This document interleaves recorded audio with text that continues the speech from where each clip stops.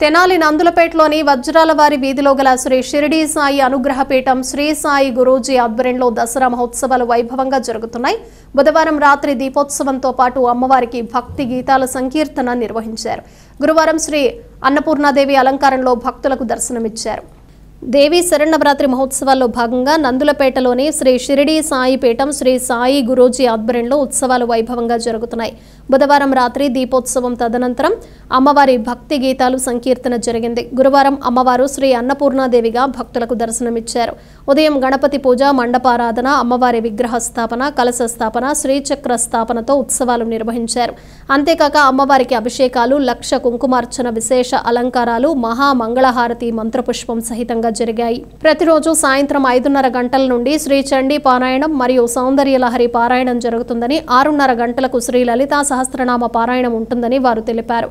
ఈ దసరా శరన్నవరాత్రి మహోత్సవాలు జరిగే ప్రతిరోజు భక్తులు అమ్మవారిని దర్శించుకొని ఆశీస్సులు అందుకోవాలని వారు పేర్కొన్నారు.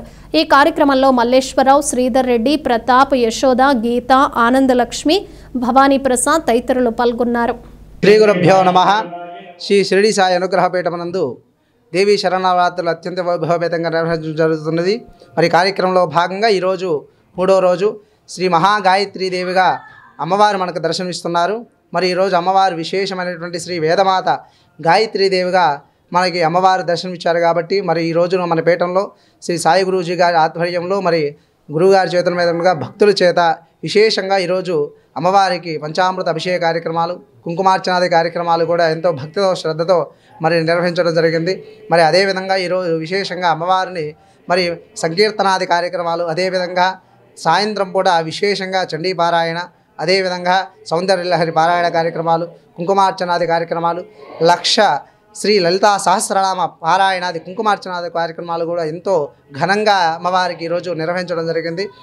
మరి ప్రతి ఒక్కరికి కూడా అమ్మవారి ఆశీస్సులు ఉండాలని, అమ్మవారి యొక్క అనుగ్రహం ఉండాలని ప్రతి ఒక్కరిని కోరుతూ ఈ యొక్క గురుగారి యొక్క పీఠం మీద జరిగేటువంటి ఈ యొక్క కార్యక్రమాలన్నీ కూడా భక్తులందరూ కూడా విచ్చేసి కార్యక్రమాలను స్వీకరించి గురువుగారి యొక్క, బాబా గారి యొక్క, అదేవిధంగా అమ్మవారి యొక్క ఆశీస్సులు కూడా పొంది తీర్థప్రసాదాలు తీసుకొని ఆ అమ్మవారి యొక్క ఆశీస్సులు పొందినారు. సర్వే జనా సుఖినో భవంతు.